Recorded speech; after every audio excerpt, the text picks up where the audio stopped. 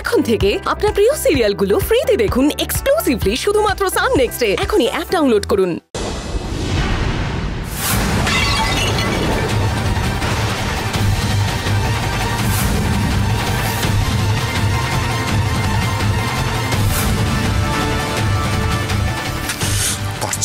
পারছি না, কিছুতেই মেনে নিতে পারছি না এত বড় পরাজয়। এই চণ্ডীপুরের মানুষ যারা আমাকে ভগবান বলে মানে, তারা নিজের চোখে দেখলো তাদের বাবা ঠাকুর পরাজিত হলো, তাও আবার ওই এক ফোঁটা মেয়ের কাছে। শান্ত শান্ত শান্ত হও বিরূপাক্ষ, বলছি শান্ত হও।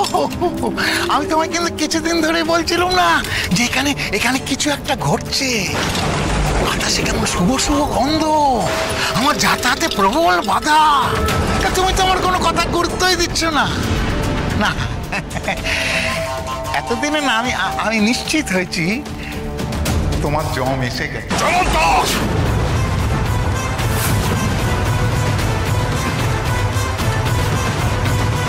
কি বললে তুমি? আমার জম আমাকে মারবে? এত বড় সাহস তোমার! আজ আমি তোমাকেই শেষ করে দেব।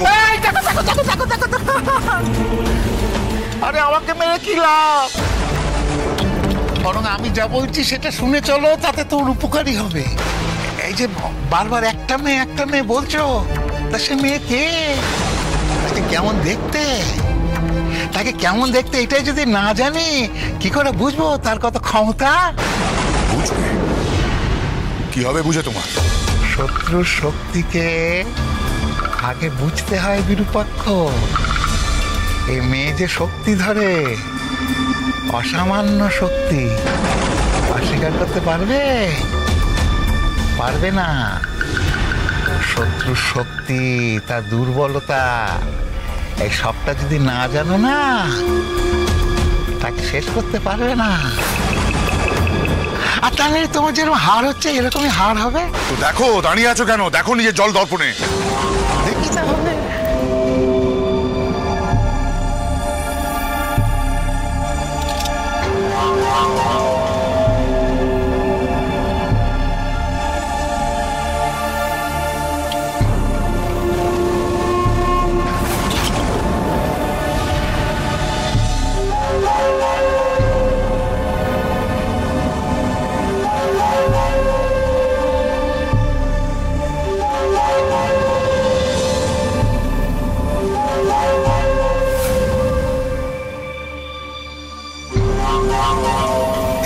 ভালো করে দেখে বলো তো কোন মেয়ে?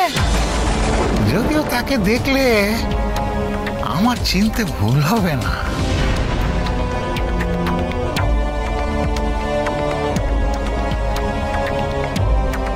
দেখো যমন্ত, গ্রামবাসীদের সাহসখানা দেখো। এতদিন যারা আমার বশে ছিল, তারা ওই মেয়েটার সঙ্গে চণ্ডী মণ্ডপে গেছে। এর উপযুক্ত শাস্তি ওদের পেতেই হবে। দাঁড়াও বিরূপাক্ষ, আমাকে ভালো করে দেখতে দাও তোমার জমখানা কে।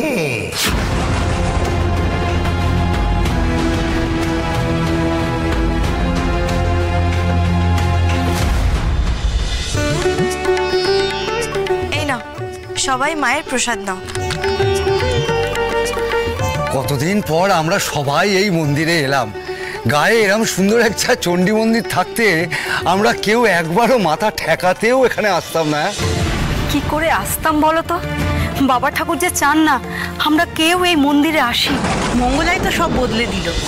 আজ ওর ডাকেই তো আমরা মায়ের মন্দিরে ছুটে আসলাম প্রণাম করতে।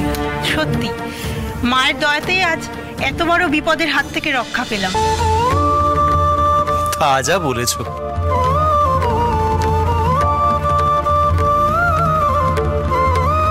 ঠাকুরমশাই, এতদিন পর আমরা সবাই কত হাসছি, এখানে আনন্দ করছি।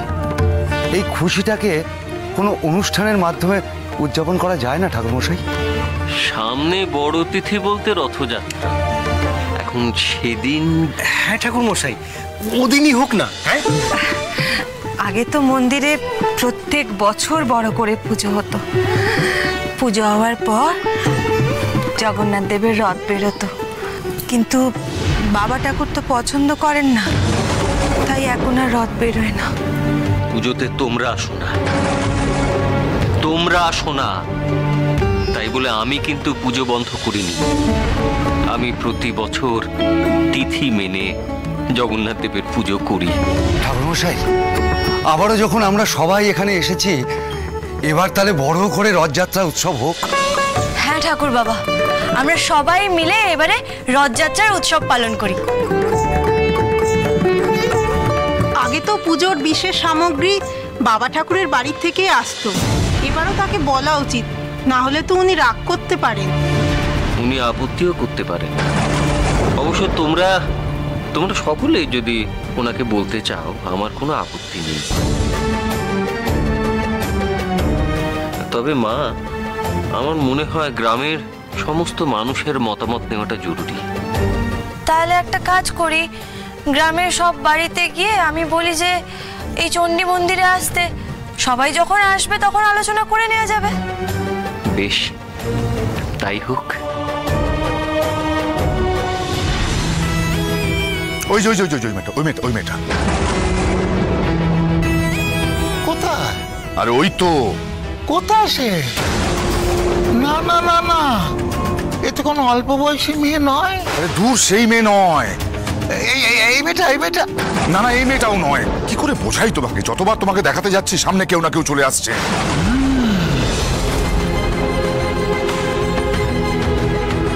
আরে চণ্ডীপুরের মানুষদের আনন্দ দেখো, উৎসবে মেতে উঠেছে একেবারে।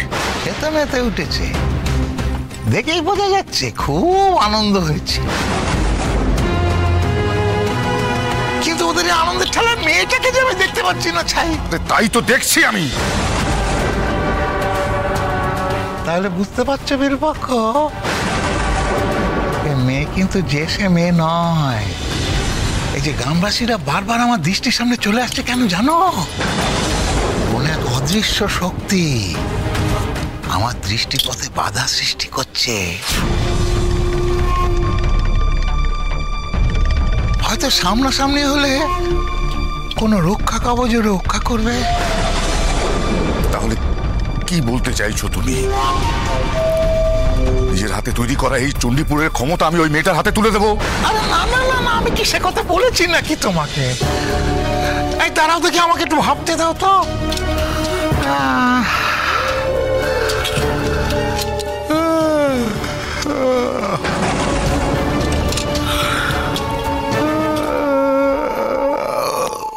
আরে কি হলোটা কি? একটা উপায় বলো।